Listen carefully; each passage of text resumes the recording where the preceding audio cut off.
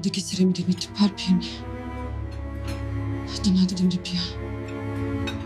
Digi salam de britamid. The restaurant went quiet the moment the billionaire laughed. Not a soft laugh, not an awkward one, but the kind that cuts through the air like a blade. He leaned back in his leather chair, adjusted his gold watch, and said loudly enough forever to my deaf son. Why should I? He can't hear a thing anyway. A few people froze mid-bite. A mother covered her child's ears. And at the center of it all stood a small boy. Clutching his hands together, eyes wide, unable to hear the cruelty, but somehow still feeling it.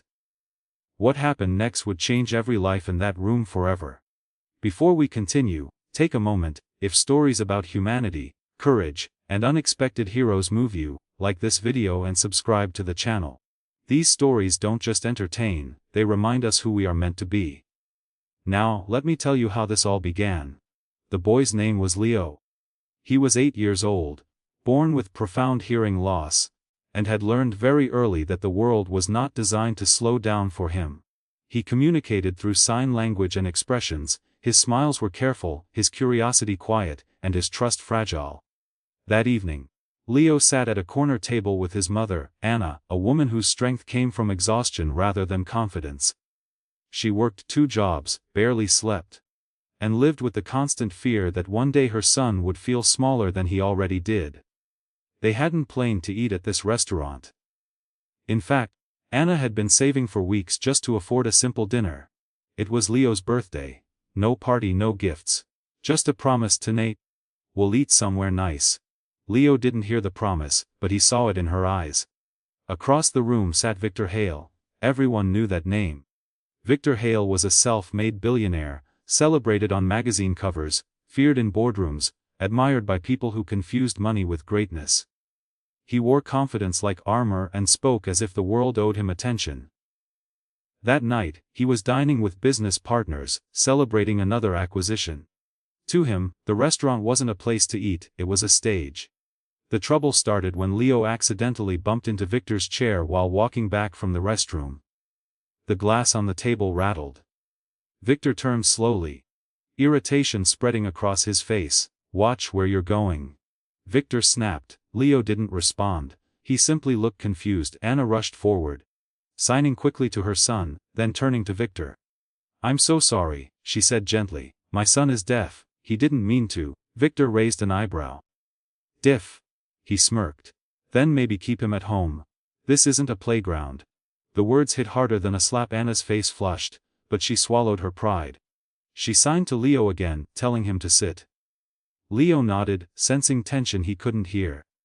That should have been the end of it. But arrogance rarely stops when it's ahead. Victor leaned toward his table chuckling. Did you hear that? He said loudly to his guests. She expects me to talk to a deaf kid. Then he said it. Talk to my deaf son. He mocked, exaggerating the words, laughing. Some people looked away. Others stared. No one spoke, except the waitress. Her name was Maya. Maya had been serving tables for 6 years. She wasn't rich, she wasn't powerful. But she had something Victor didn't, empathy shaped by pain.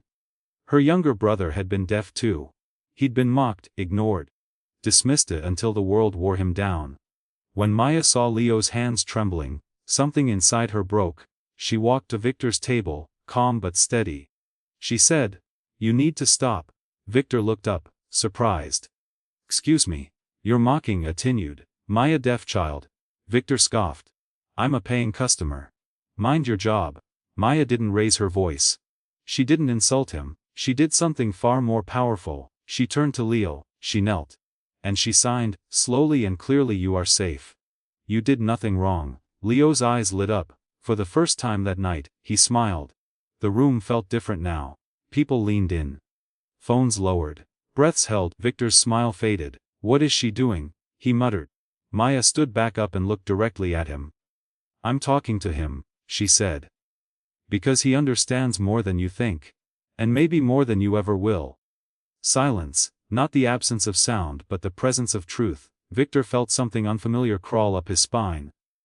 Discomfort, not because he was wrong, but because everyone could see it, and that was only the beginning. The silence after Maya's words felt heavier than any shout. Forks paused midair. Glasses hovered near lips. Victor Hale, a man who could silence entire boardrooms with a glance, suddenly didn't know what to say. Leo looked up at Maya.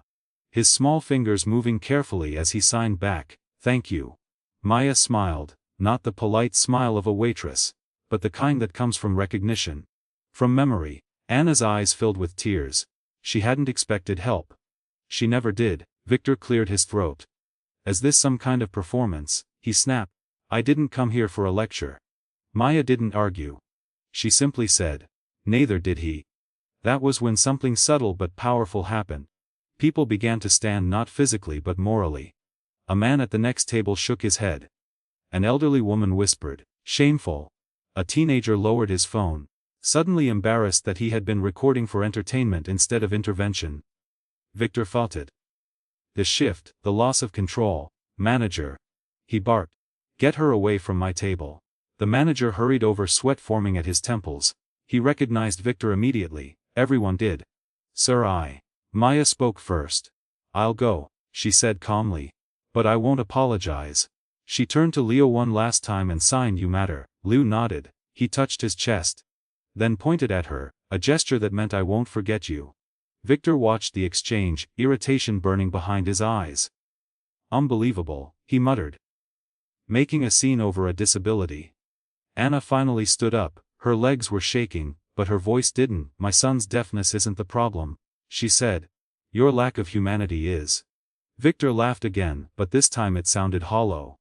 "Humanity doesn't build empires," he replied. "No," Anna said softly. "But it builds people." She took Leo's hand, signed to him that they were leaving, and began walking toward the door. That should have been the end. But fate wasn't finished with Victor Hale. As Anna passed Maya near the service station, Maya noticed something on Leo's wrist, a thin, worn bracelet with a hospital tag attached. She froze. "Anna," Maya said gently. "May I ask, is Leo sick?" Anna hesitated, then nodded. "He needs cochlear implant surgery," she whispered. "Insurance won't cover all of it. We're still saving." Maya swallowed hard. That bracelet. She had seen one just like it years ago. On her brother. He never got the surgery. Across the room Victor overheard fragments of the conversation. Surgery. Insurance. Deaf. For a split second, just a split second, an image flashed in his mind. A memory he had buried so deep, convinced himself it never existed. A boy. A hospital hallway. His own father's voice saying, "We don't waste money on broken things." Victor's jaw tightened. "Wet," he said suddenly. Everyone turned. Anna stopped. Victor stood up slowly, straightening his jacket.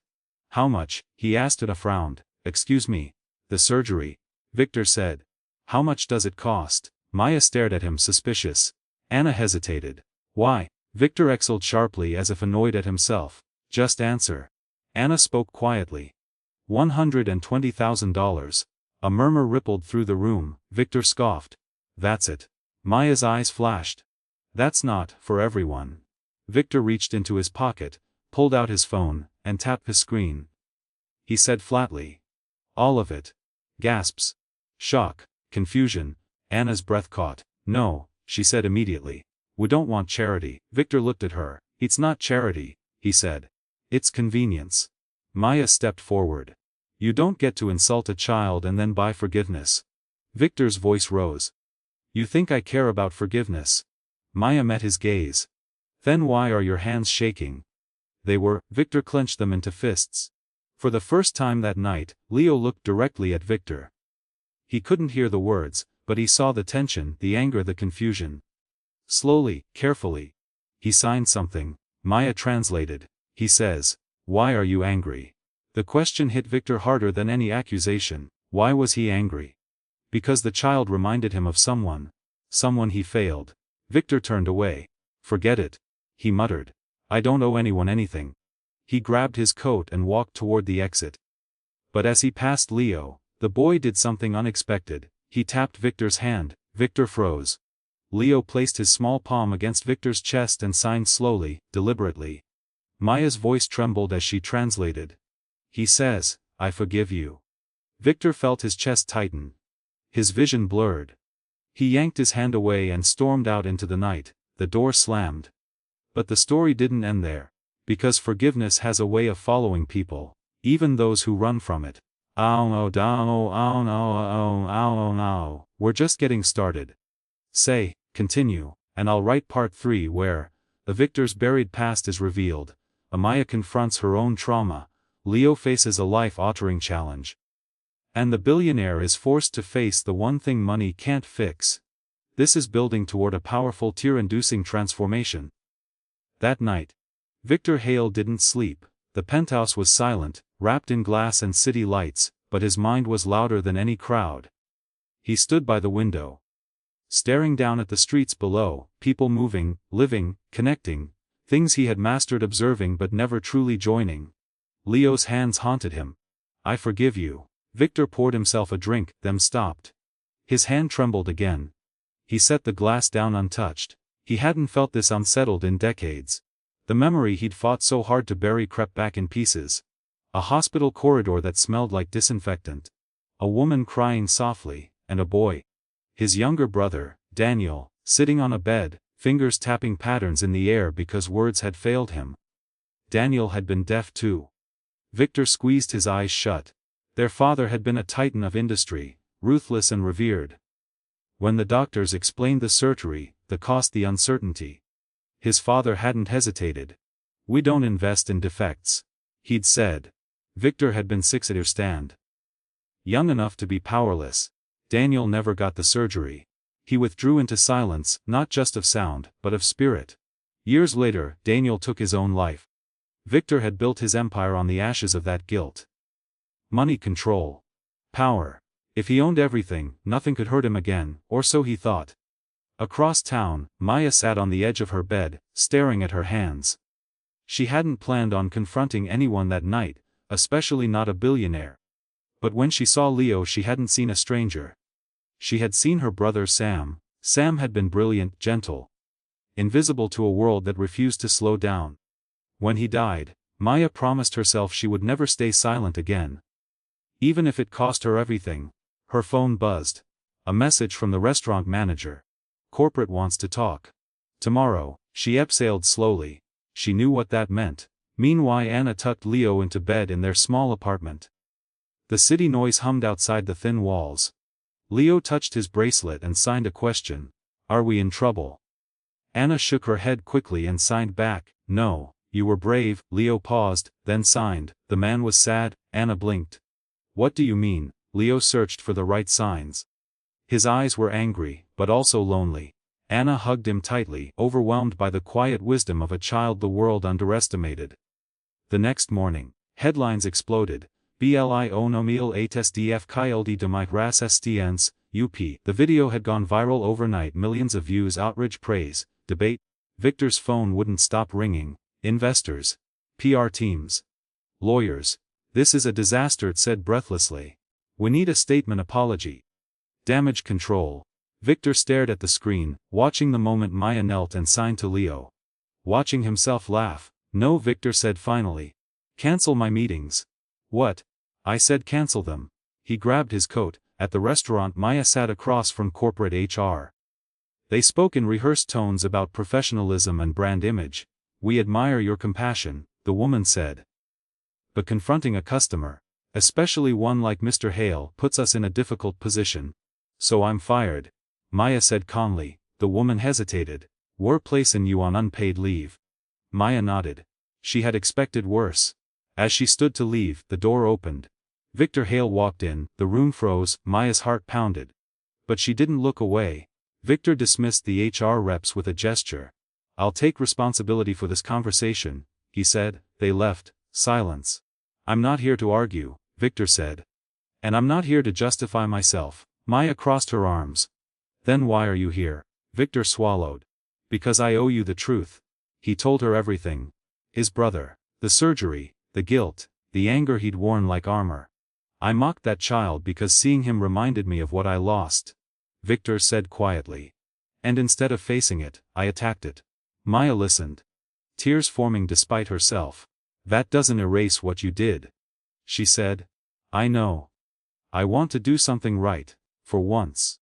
That afternoon, Victor visited Anna's apartment. Anna hesitated at the door, fear flickering in her eyes. I'm not here as a billionaire. Victor said. I'm here as someone who failed a child once and refuses to do it again. He knelt in front of Leo, slowly, awkwardly. Victor signed the only phrase he remembered from childhood. I'm sorry. Leo studied him carefully. Then he smiled and signed back. It's okay. Victor broke.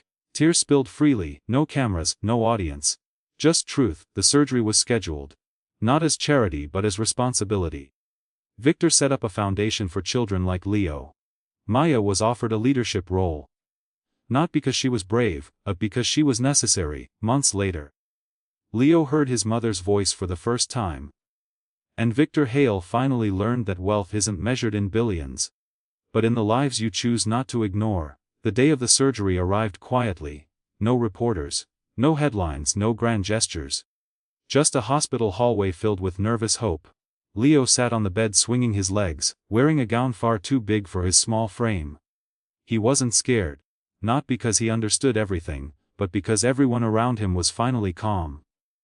Anna held his hand tightly, whispering words he couldn't hear yet but felt in her touch. Maya stood nearby, fingers clasped together, her heart racing.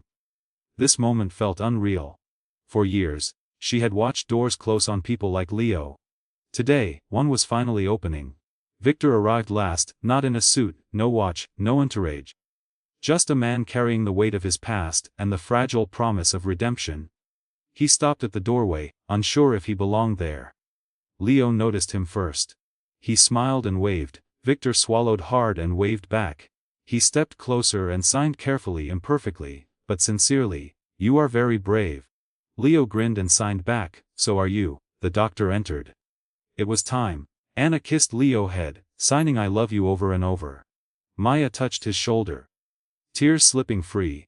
Victor watched them take Leo down the hallway until the doors closed, and with them years of guilt, fear, and regret.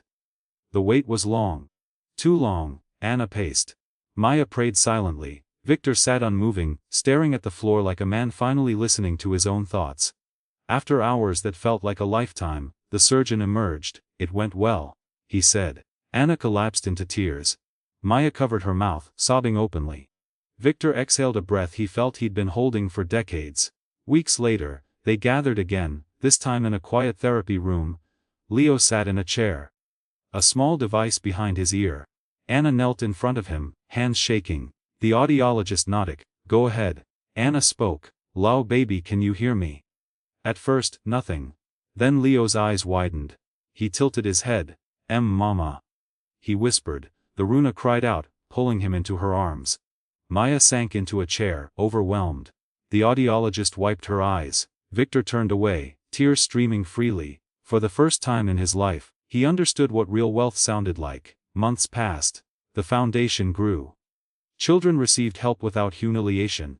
Maya became its director, turning pain into purpose. Anna went back to school, no longer surviving, finally living, and Victor Hale.